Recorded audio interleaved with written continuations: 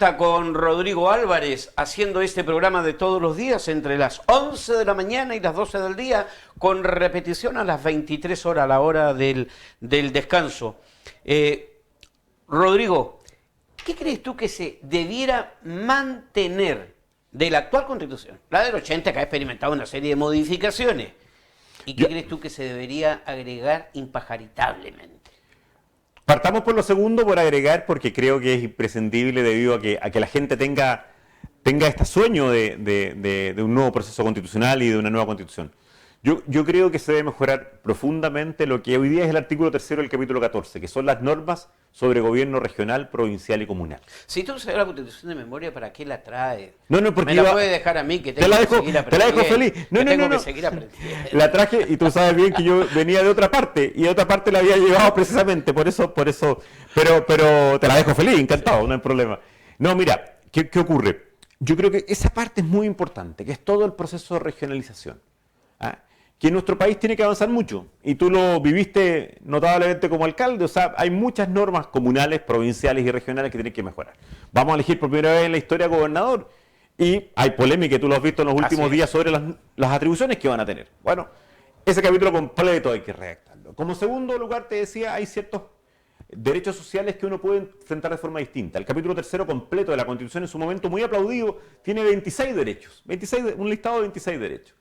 4 de ellos yo creo que se pueden tratar de una forma distinta. No muchos más que eso. No prometamos lo que no se puede hacer.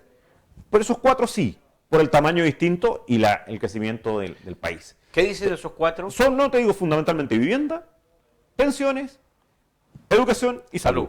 Que son que además son las 4 prioridades. Sí, claro. No estoy descubriendo la pólvora acá, lo que tenemos que hacer. Y de hecho, ahora voy a la primera pregunta porque es lo clave. ¿Qué tenemos que, por así decirlo, fácilmente despachar? Porque tenemos un año para escribir esto.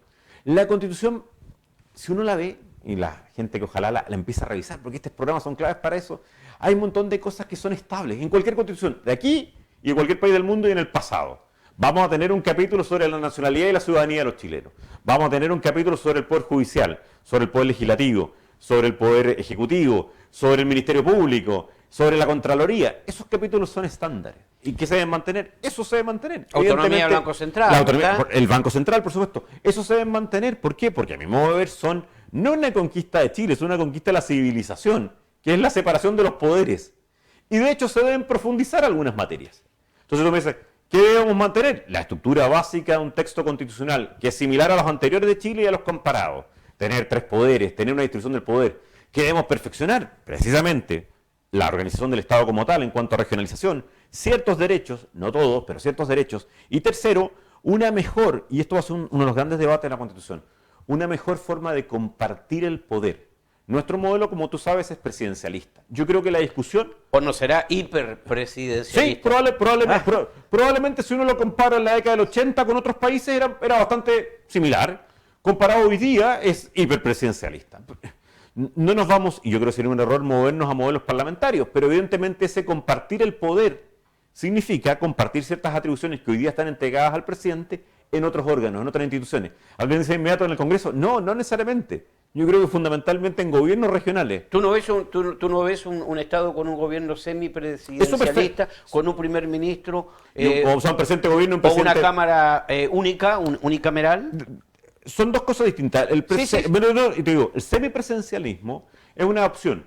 El punto está en que hay distintos tipos de semipresidencialismo y por eso es parte del debate. Pero como te decía, de todas maneras lo que yo sí veo es mejor compartir el poder. No necesariamente con el Congreso, pero sí con los gobiernos regionales. Te doy una frase solamente. Hoy día en Chile, algo que ha sido muy importante, hay un patrimonio exclusivo del presidente en ciertas materias tributarias.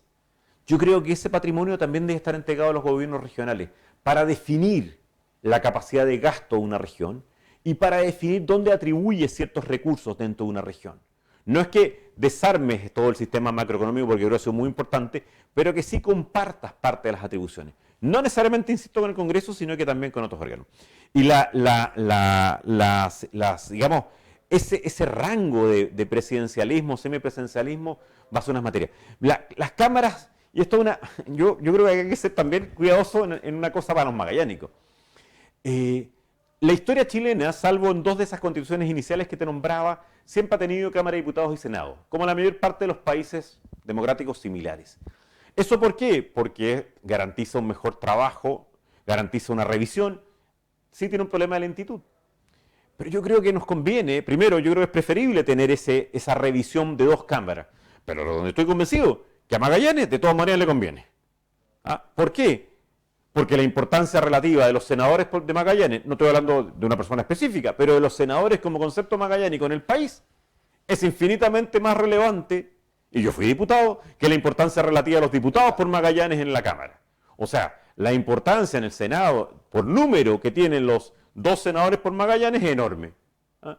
Y lo ha demostrado en su momento Carolina Goch, Carlos Bianchi, Sergio Fernández, Pedro Muñoz, por nombrar don José Ruiz Di Giorgio, por nombrar los que han sido senadores por Calderón, para nombrar los que han sido Rolando Calderón, se me olvidó, sí, Rolando. Sí, Rolando. Rolando Calderón, para demostrar la importancia relativa. Entonces, yo enfrento y ahí está una prueba magallánica, para decirlo, enfrento la discusión de las dos cámaras desde las dos perspectivas. Me parece conceptualmente correcta la revisión.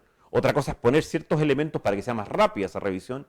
Y lo segundo, lo que sí tengo claro es que políticamente a Magallanes y a la representación de Magallanes le convienen las dos cámaras. Chile es un país unitario y tú has escuchado, ¿no? Como yo he escuchado, que se levantan algunas voces, fundamentalmente en las redes sociales.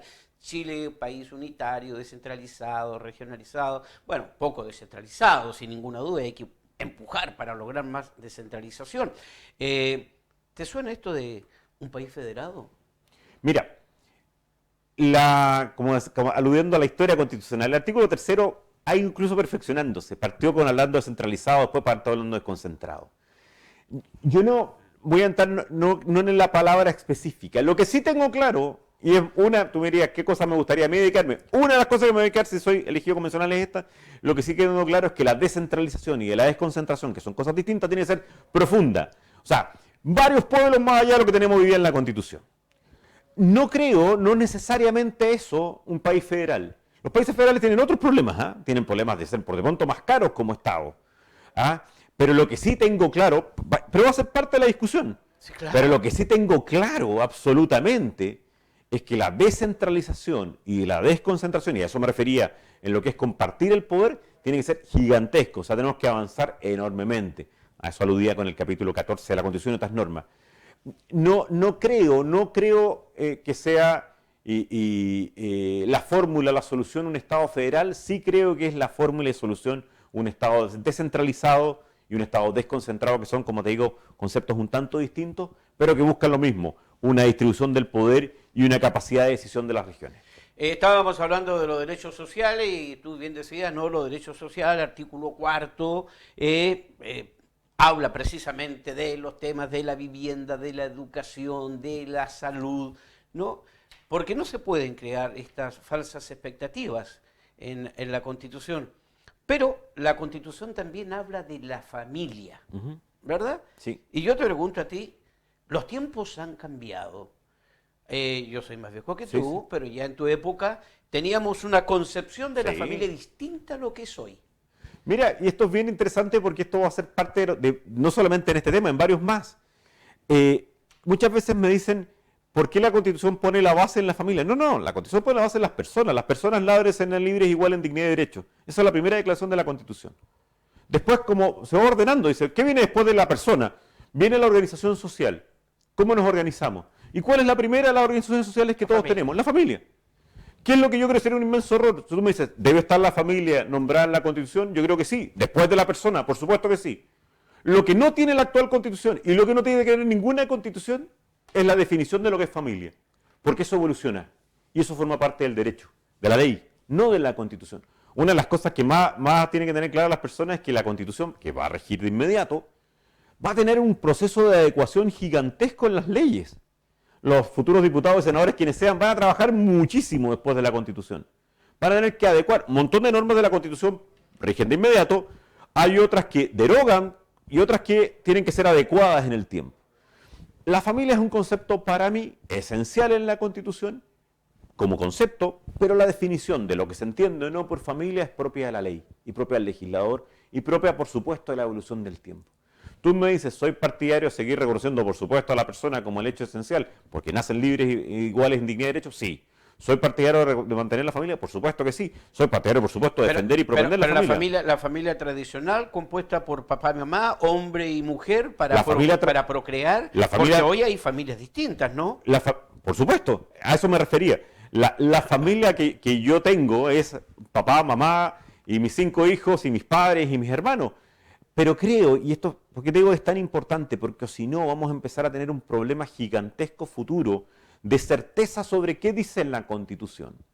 Creo que es clave en esa Constitución colocar conceptos básicos, no solamente te digo en esto, también en el Estado, también en el gobierno, también en autoridades, también en derechos, que tienen que ser interpretados en el tiempo. Mira, la Constitución de Estados Unidos es de 1787. 1787. Tiene apenas 6.000 palabras, mucho más pequeña que la nuestra. ¿Por qué se ha mantenido en el tiempo? Con 30 y algo cambios, pero muy distintos a los nuestros. Porque lo que hace la Constitución y lo que hace la Corte Suprema es ir adecuando a los tiempos la interpretación constitucional. Se pone lo que pensaron sus autores, pero al mismo tiempo lo adecúa al tiempo. Y me parece que eso es lo correcto en este y en otros campos. Estamos con Rodrigo Álvarez haciendo este programa candidato a la convención constituyente. Es Rodrigo Álvarez, que ha vuelto al ruedo, que ha vuelto a la región. Tú no rompiste nunca, dicho sea de paso, el cordón umbilical con Magallanes, ¿no? No, pero al contrario. Digo, muchas veces caminaba por la calle de la ciudad. Mucho, y además con mucha actividad, como te decía. Lo que pasa es que uno perdió el vínculo público, pero con mucha actividad tanto profesional como personal en Magallanes. Rodrigo, debe estar en la Constitución algo que ocurrió en Chile en los albores del siglo XX, incluso fines del siglo XIX, y estoy hablando de la migración. Todos nosotros, por ancha por manga, somos hijos, qué sé yo, descendientes de inmigrantes en un momento determinado. Hoy hay una migración latinoamericana a Chile, fundamentalmente venezolana. Y yo en lo personal, no sé si tú compartes, he escuchado atrocidades respecto a este tema de la migración. José Antonio Casca, hay que hacer una zanja en la región de Tarapacá para impedir la llegada de los venezolanos a Chile. Y perdóname, pero quiero hacer yo también un paréntesis. Yo creo que aquí hay una gran responsabilidad del Ejecutivo. A propósito de las falsas expectativas, cuando el presidente Piñera, en un momento determinado, pensó que podía constituirse en un líder del barrio, de América Latina, fue a Cúcuta a brindar toda su solidaridad al pueblo venezolano, y los venezolanos dijeron: aquí nos están abriendo la puerta y vamos a Chile porque tienen las condiciones de recibirnos. Y resulta que Chile no tiene ningún tipo de elementos, de posibilidades, y sobre todo en pandemia, con 2 millones de cesantes, ¿no?, de recibir una migración y esencialmente una migración de orden legal. ¿Cómo se trata este agudo tema, o cómo puede incorporarse en la Constitución el tema de la migración? El capítulo 2 de la Constitución, para ir haciendo algo de historia o lecciones, también trata sobre la nacionalidad y la ciudadanía. Y tú recordabas algo que para todos nosotros los magallánicos es marcador, que llegamos de algún lugar, salvo aquellos que son representantes de los pueblos originarios. En mi caso, en 1906, desde Asturias, mi abuelito Gerardo. Y después los papás de mi abuelita Laura, que llegaron desde Galicia.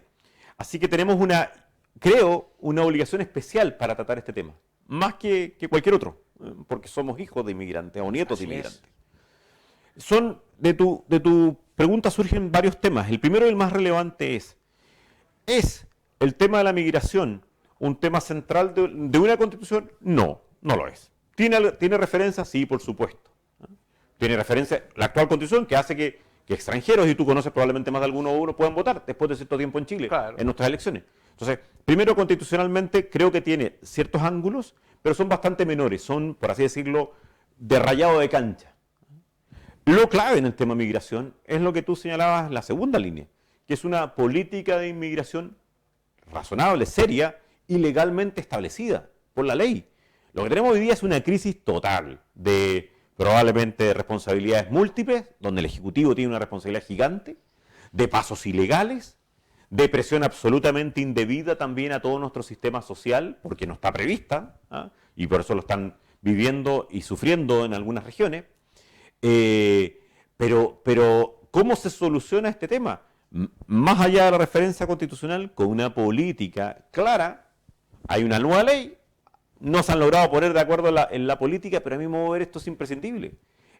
Por la crisis sanitaria que eso provoca, o en medio de la crisis sanitaria que eso provoca, por la crisis social que provoca, pero al mismo tiempo por la necesidad de tener un marco regulatorio.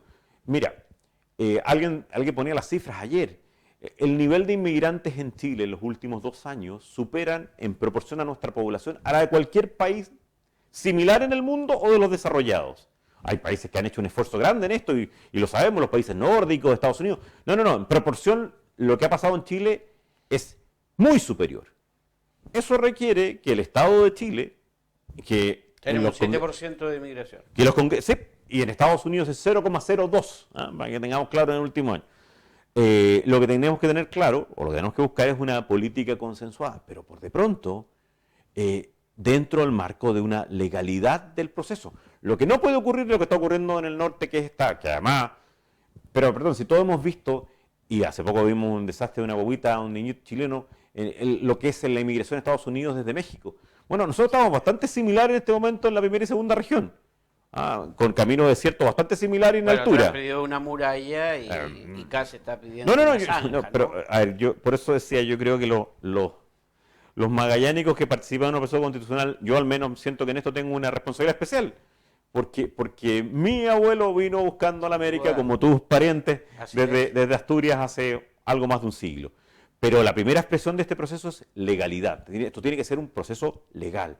Y para eso tenemos que tener no solamente la ley actual, sino que una normativa. Esta normativa exige ciertas decisiones al momento del ingreso y, por supuesto, ciertas decisiones de política pública. Tribunal Constitucional. ¿El Tribunal Constitucional debería experimentar algún tipo de modificaciones para tu gusto? Porque hemos escuchado tantas veces decir, se está constituyendo en una nueva Cámara para rechazar los proyectos aprobados en la Cámara de Diputados y en el Senado. Yo no creo que eso sea así, me parece injusto porque lo dicen unos y otros dependiendo de cuándo le conviene. Yo fui a favor del Tribunal Constitucional y en contra como diputado en su momento, y la mayor parte de las personas que de repente critican al Tribunal desde la Cámara y del Senado han presentado más requerimientos que no. A ver, el Tribunal Constitucional que surge en la historia constitucional chilena hace 50 años, en la gran reforma de fines del gobierno del presidente Frei Padre, es importante. O sea, tengamos claro, una constitución debe tener algún tribunal que revisa si la normativa posterior está conforme o no al texto fundamental. Algunos países de Estados Unidos reservan eso a la Corte Suprema. La mayor parte de los países europeos reservan eso a la existencia de un tribunal. Yo creo que tenemos que tener un tribunal, de todas maneras, absolutamente empoderado. La gran diferencia, y eso es lo que yo creo que es diferencia, que vamos a tener una discusión, es el momento en que puede, en qué instante del proceso legislativo debe participar, y si es el control es solamente preventivo, es decir, antes que salga la ley, o es a posteriori. Esos son los dos grandes debates. Yo prefiero que sea preventivo y en todo momento, pero tiendo a pensar, en ese marco que tengo que vamos a ponernos de acuerdo, que si yo soy constituyente esa opinión va a ser minoritaria. Por lo tanto, tiendo a pensar de que se va a optar por un modelo a posteriori, es decir, con el control posterior. Pero lo veremos en la discusión. Pero que la existencia de un tribunal que finalmente, llamémoslo como sea, pero que al final dice, mire, esta ley que dictan los diputados y los senadores, o este decreto que dicta el gobierno, ¿es o no es conforme a la Constitución? La necesidad de que exista un tribunal así es indispensable. Me quedan pocos minutos, Rodrigo Álvarez, pero tengo que hacerte dos consultas. ¿Sí? Uno, si tú crees que debe ser incorporada en la Constitución, si es que no está claramente estipulado el tema de la seguridad pública en Chile. La seguridad de todas las chilenas y chilenos a propósito de la reforma que necesita urgentemente Carabineros de Chile. Hay varios aspectos que tocan el tema de seguridad en la propia Constitución. Desde las atribuciones del presidente, hasta el capítulo especial de las Fuerzas Armadas y de Orden, hasta materias propias del Poder Judicial y el Ministerio Público. O sea, el tema de la seguridad va a estar de todas maneras, tiene que estar más reforzado con ciertas atribuciones de todas maneras. Parece evidente la necesidad de reordenar y reorganizar buena parte de este sistema de seguridad, al menos lo viene planteando, yo se lo escuché a la presidenta Bachelet en su primer gobierno, o sea, al menos los últimos 4 gobiernos se ha planteado, pero vuelvo al punto central. Muchas de estas materias van a ser poniéndonos musicales, el título de la canción y el marco de la canción, pero la letra y la música tendrá que ser definida por las políticas públicas y por el gobierno. Y acá se lo digo a las personas que están escuchando, cuando te dicen, no, es que le voy a solucionar tal tema de salud a través de la Constitución, o tal tema de pensiones a través de la Constitución. No. Muchas de esas situaciones se van a solucionar según sea el presidente o presidenta de Chile y los diputados o diputados de Chile o Congreso, porque son parte de las políticas públicas. Y es muy importante que la gente lo tenga presente, porque yo te decía hace un rato, lo único que temo de este proceso, o mi principal temor de este proceso, es las expectativas desmedidas, porque eso lleva a una frustración política en un momento que estamos como país en que no estamos para muchas frustraciones. Rodrigo, a propósito, para no crear estas falsas expectativas, ¿no? ¿Cómo crees tú que se pueden incorporar regiones extremas? Magallanes, importancia geopolítica de Magallanes, ¿no? Pero ¿cómo se pueden incorporar en la Constitución, en esta nueva Constitución? Voy a partir por algo que he visto poco que surja acá y que yo creo que debe ser una gran discusión. En las últimas 3 constituciones de Chile no hemos hablado de nuestros límites, ni hemos hablado de lo que nosotros creemos que es Chile. Tenemos a un país vecino que todos queremos mucho, pero que sí discute esto a nivel constitucional o a nivel de leyes muy importantes. Entonces te hago un ángulo que lo he escuchado poco, que para mí es clave, que volvamos a discutir si queremos en la Constitución, que está reconocida, nuestras expectativas como país en nuestra plataforma continental, en nuestro mar territorial y en la Antártica. Yo al menos creo que eso debe estar, y es un proceso que hay que tener. Les recuerdo, varios países, 2 de nuestros 3 países vecinos lo tienen constitucionalizado, lo que ellos creen que son. Y este es un ángulo bien importante. Segundo, las atribuciones de las regiones, creo que es el gran tema en general. Pero evidentemente en ese capítulo 14 uno debe colocar ciertos instrumentos que permitan a las regiones, y en particular a ciertas regiones extremas, identificación de ciertas políticas o de ciertos beneficios. A eso me refería hace un rato con compartir el poder. Yo creo que una región como Magallanes debe tener la región, así como Arica, Iquique o Aysén, la decisión de poder establecer ciertas zonas de excepción o ciertas zonas de beneficio, ciertas áreas protegidas o ciertas áreas de desarrollo. ¿Eso se puede hacer? Sí, muchos países lo tienen. Nosotros no lo tenemos.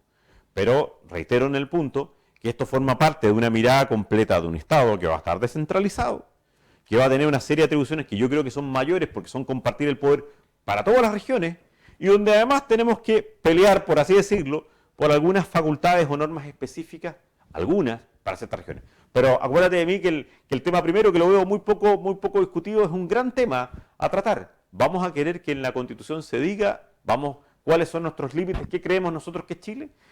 Nuestros países vecinos sí lo hacen y creo que al menos es un debate que debemos tener. Mira, yo, Rodrigo, soy un gran admirador del trabajo del municipalismo. Última consulta, Sí. ¿no? En honor a los tiempos, Sí, porque sí. daría para conversar mucho.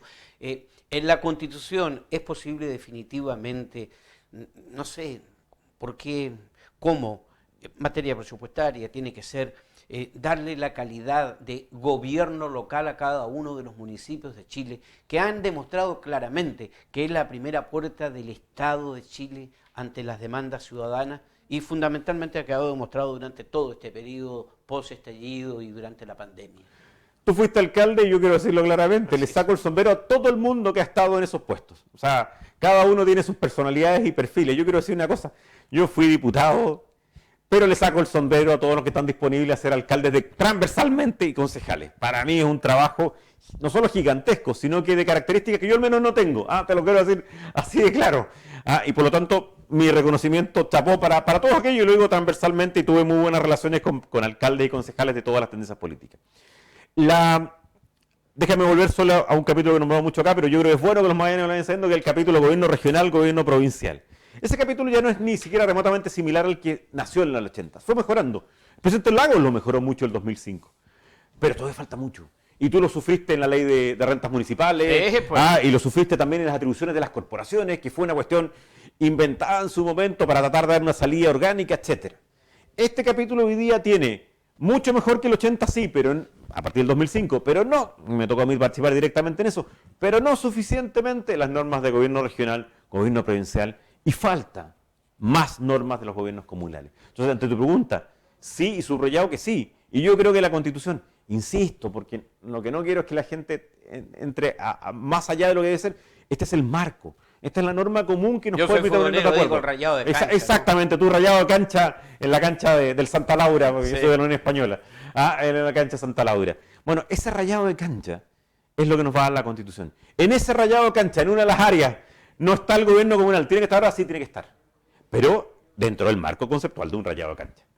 Rodrigo Álvarez, te quiero agradecer esta primera visita, candidato, candidata, esperamos que de aquí al 11 de abril vuelvas otra vez a medida de que avance esta campaña y que se entre a tierra derecha. Ha sido un gusto verte bien y será hasta otra oportunidad, Rodrigo. No, muchas gracias a ti, Vladimiro, muchas gracias a Polar por esta invitación.